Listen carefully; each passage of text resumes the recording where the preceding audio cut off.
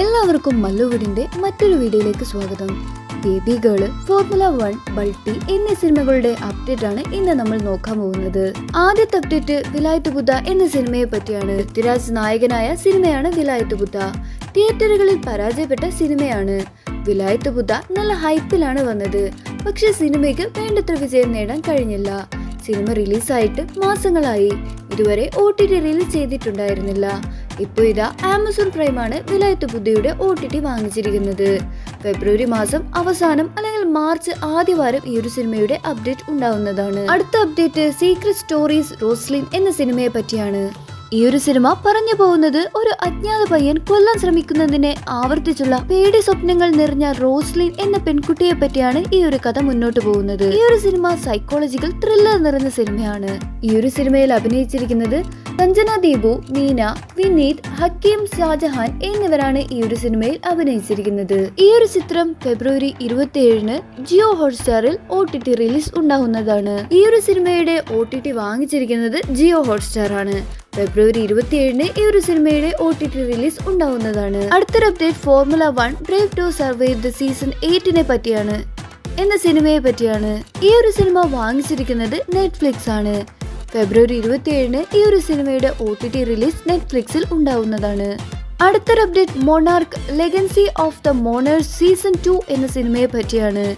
ഈ ഒരു cinema season 1-ലെ സംഭവങ്ങൾക്ക് ശേഷം 2 വർഷം കഴിഞ്ഞാണ് ഇപ്പോൾ റിലീസായിരിക്കുന്നത്. ഈ ഒരു സിനിമ ഇതാ ഇപ്പോൾ ആപ്പിൾ TVയിൽ ഫെബ്രുവരി 27-ന് റിലീസ് ആവുന്നതാണ്. അടുത്തൊരു അപ്ഡേറ്റ് അക്യൂസ്ഡ് എന്ന മൂവിയെ പറ്റിയാണ്. അടുത്തൊരു അപ്ഡേറ്റ് അക്യൂസ്ഡ് എന്ന സിനിമയെ പറ്റിയാണ്. ഈ ഒരു സിനിമ ലണ്ടനിലെ പ്രശസ്തമായ ഗൈനോക്കോളജിസ്റ്റായ ഡോക്ടർ ഗീതയുടെ ജീവിതമാണ് വിശദീകരിക്കുന്നത്. ഈ ഒരു കഥ അട്രാക്റ്റീവ് സൈക്കോളജിക്കൽ ത്രില്ലർ മൂവിയാണ്. ഈ ഒരു സിനിമ നെറ്റ്ഫ്ലിക്സ് ആണ് വാങ്ങിയിരിക്കുന്നത്. ഫെബ്രുവരി 27-ന് ഈ ഒരു സിനിമ റിലീസ് ഉണ്ടാവുന്നതാണ്.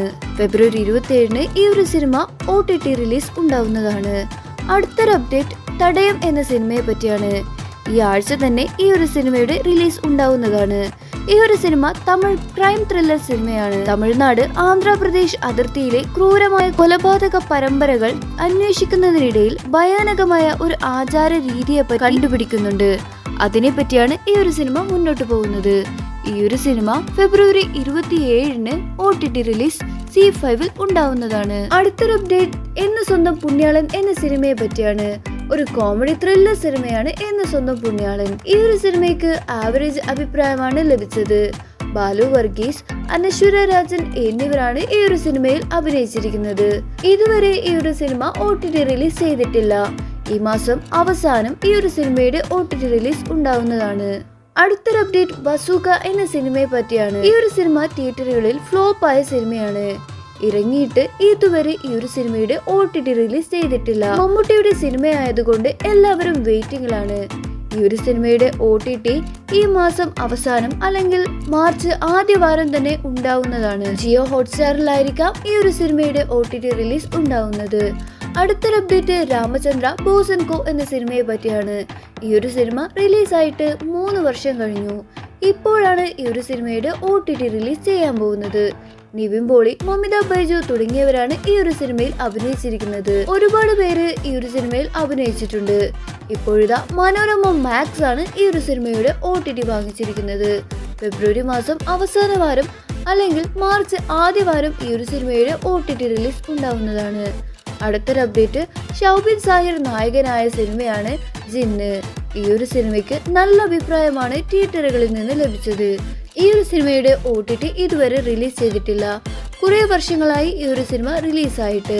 ഇപ്പോഴിതാ ഈ ഒരു സിനിമയുടെ OTT വാങ്ങിച്ചിരിക്കുന്നത് സൈന പ്ലേ ആണ്. ഫെബ്രുവരി മാസം അവസാനം ഈ ഒരു സിനിമയുടെ OTT റിലീസ് ഉണ്ടാവുന്നതാണ്. അപ്പോൾ നിങ്ങൾ കാത്തിരിക്കുന്ന OTT മൂവി ഏതാണ്? അഭിപ്രായങ്ങൾ താഴെ കമന്റ് ചെയ്യുക. ഇത്തരം OTT-കൾക്കായി ഈ ഒരു ചാനൽ നിങ്ങൾ മറക്കാതെ സബ്സ്ക്രൈബ് ചെയ്യൂ.